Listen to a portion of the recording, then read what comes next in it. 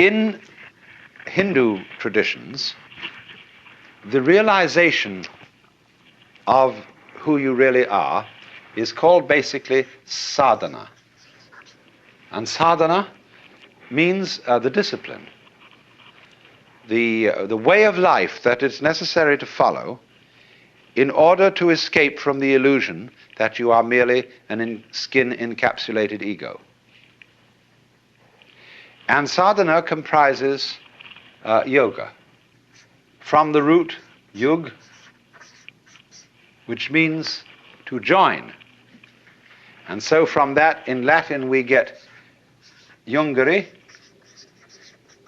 to join, and in English, junction, and also yoke. And junction is also the word union, you see.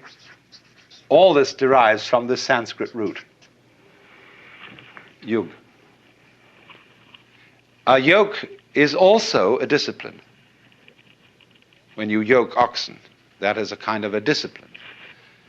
Now, strictly speaking, in the very strictest sense, yoga means the state of union, the state in which the individual self, what is called the Jivatman is approximately translatable as ego. Jivatman finds that it is ultimately Atman, which equals Brahman, the Supreme Self. So yoga is the state. The strictest meaning of yoga is the state of union, and a yogi means one who has realized that union. But we find that the word is not normally used in that way, in that strict sense. Yoga, in the normal way of use, means the practice of meditation whereby one comes into the state of union, and the yogi means one who is a traveler, a seeker, who is on the way to that point.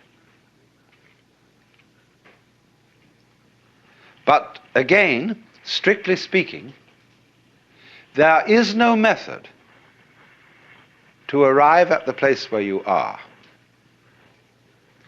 And no amount of searching will uncover the self, because all searching implies the absence of the self, the big self, the self with a capital S.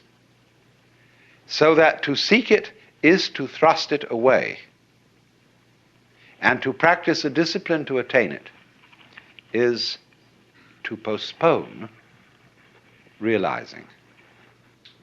There is a famous Zen story told of a monk who was sitting in meditation, and the master came along and said, "What are you doing?" He said, "I'm meditating to become a Buddha." Whereupon the master picked up a brick that was lying nearby and started polishing it, rubbing it. And the monk said, "What are you doing?" He said, "I'm rubbing this brick to make it a mirror." He said, "By no amount of rubbing could you ever make a brick into a mirror." The master replied, "By no amount of zazen could you become a Buddha." Zazen means sitting meditation. They react very badly to this story in modern-day Japan. Anyway, what is important, you see, quite radically here,